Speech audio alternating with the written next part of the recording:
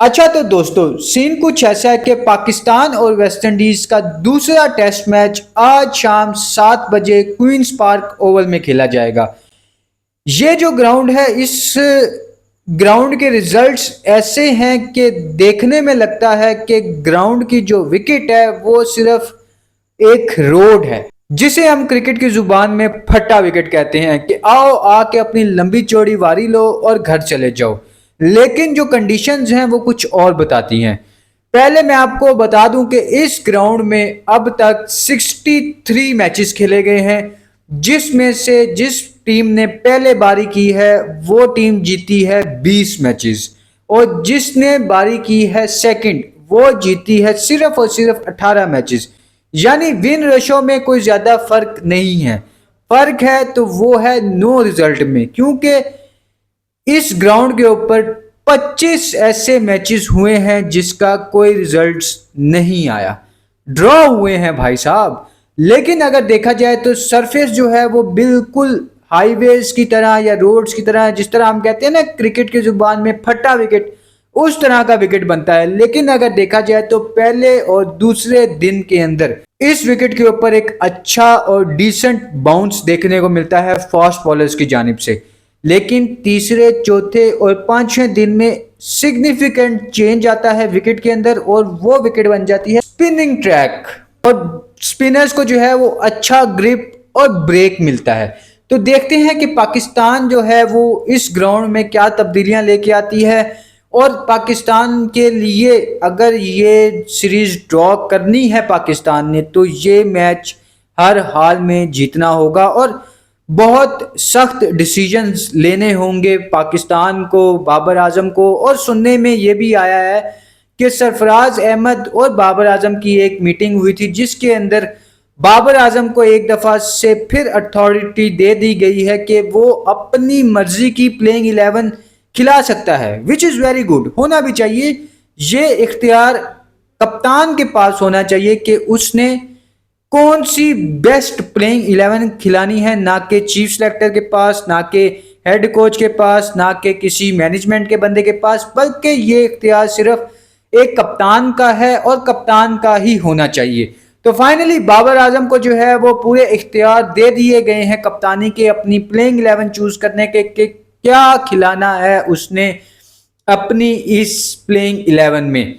तो खैर अब चलते हैं अपनी प्लेइंग 11 की तरफ, क्योंकि पाकिस्तान का मैच हो और मैं अपनी प्लेइंग 11 ना दूं, ऐसा कैसे हो सकता है। तो लेट्स गो भाई। सबसे पहले ये बात बता दूं कि पाकिस्तान के 2 प्लेयर्स जो हैं वो इंजर्ड हो गए हैं और उनकी जगह 2 नए प्लेयर भी आ चुके हैं।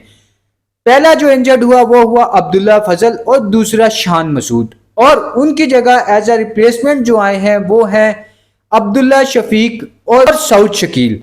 ये 2 प्लेयर हैं जो पाकिस्तान टीम को ज्वाइन कर चुके हैं और इनमें से देखते हैं कि कल कौन खेलेगा। क्योंकि मैंने जो प्लेइंग 11 बनाई है, मैंने 2 प्लेइंग 11 बनाई है जो काफ़ी मुश्किल है, लेकिन देखते हैं कि क्या होता है। जो मेरी पहली प्लेइंग 11 है उसके अंदर सबसे पहले ऑब्वियसली ओपन जो है वो अजान अवैस और इमामुल हक करेंगे, और उसके बाद 1 डाउन के ऊपर जहां शान मसूद नहीं है उनकी जगह पे अब्दुल्ला शफीक को खिलाया जाएगा। उसके बाद टेक्निकली साउंड्स गुड हैं, अच्छा खेलते हैं, टाइम लेते हैं, टेक्निकली बहुत स्ट्रांग है, बस कुछ फ्लॉज हैं, अगर उनको थोड़ा सा कम कर ले या उनके ऊपर बेहतरी ले हैं तो he is a perfect batsman भाई। मतलब अगर कोई बाबर आजम के बाद कोई टेक्निकली साउंड्स गुड है तो वो अब्दुल्ला शफीक है। लेकिन आई डोंट नो कि भाई उससे ऐसा क्या हो गया है कि उसको जो है वो स्विंग बॉल समझ ही नहीं आ रहा था, इस वजह से उसको टीम से बाहर किया गया था, उससे परफॉर्मेंसेस ही नहीं दी जा रही थी। And now finally he is back in the squad और उम्मीद करते हैं कि अगर वो आज शाम मैच में खेले तो कुछ अच्छा परफॉर्म करे।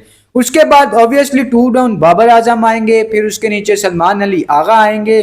आगा जी के बाद मैं एक आखिरी चांस मोहम्मद रिजवान को देना चाहता हूं, क्योंकि मजा नहीं आया पहले मैच में, दूसरे मैच में एक और मौका देना चाहिए ताकि बाद में ये गिला ना रहे कि भाई मुझे सही से मौका नहीं दिया गया। क्योंकि पहले टेस्ट मैच में ही मोहम्मद रिजवान जो है वो टोटली एक्सपोज हो गए, जिस तरह वो दोनों दफा फास्ट बॉलर के सामने खिल रहे हैं, खुले हैं भाई। लिटरली हम सब ने अपनी आंखों से देखा है कि कितना मुश्किल हो रहा था रिजवान के लिए स्विंग खेलना, और कोई ज्यादा पेस के साथ भी नहीं, 128-29 की पेस थी, उसको भी रिजवान के लिए खेलना मुश्किल हो गया था।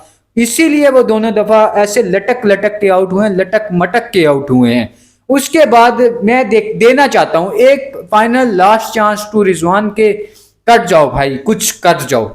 उसके बाद देखा जाए तो फिर ऑब्वियसली स्पिनिंग ट्रैक है, तो मैं यहाँ पे 4 पेसर्स खिलाने की बजाय 3 पेसर्स खिलाऊंगा और 2 स्पिनर्स डालूंगा। फिर हमारे पास जो है वो ऑब्वियसली सलमान अली आगा भी होंगे, तो इसीलिए यहाँ पे साजिद खान को डाल देता हूं, क्योंकि Sajid Khan can bat as well और अच्छी बारी लगा जाता है, अग्रेसिव अटैकिंग क्रिकेट खेल लेता है, मजा आता है उसकी बारी देखते हुए भी, फास्ट अच्छे तेज स्कोर करके दे जाता है।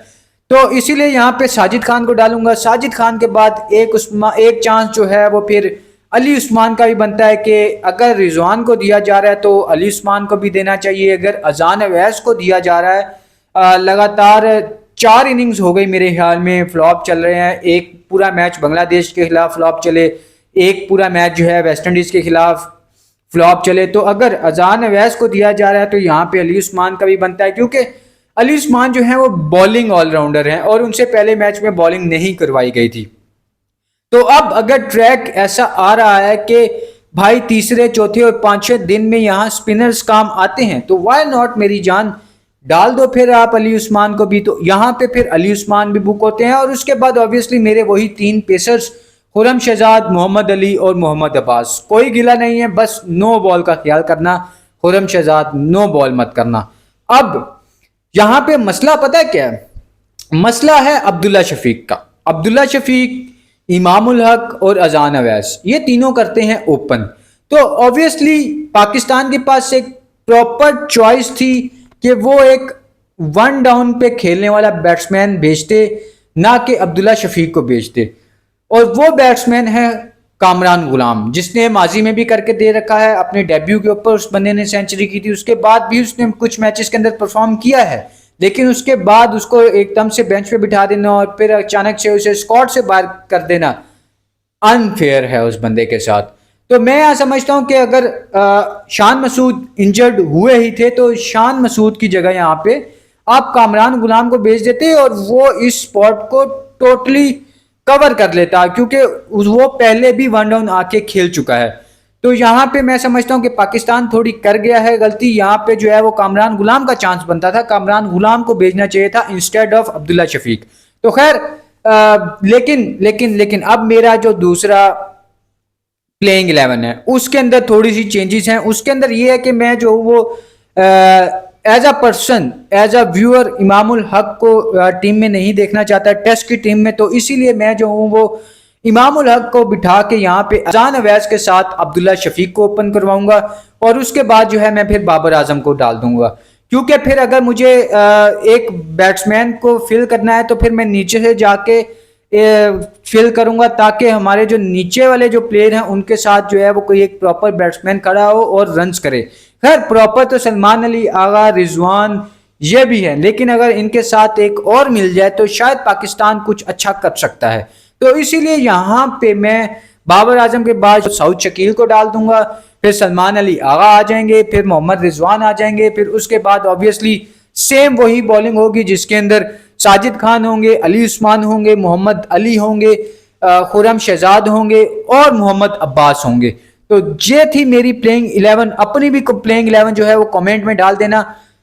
मिलते हैं आपसे पहले दिन के बाद। बाय।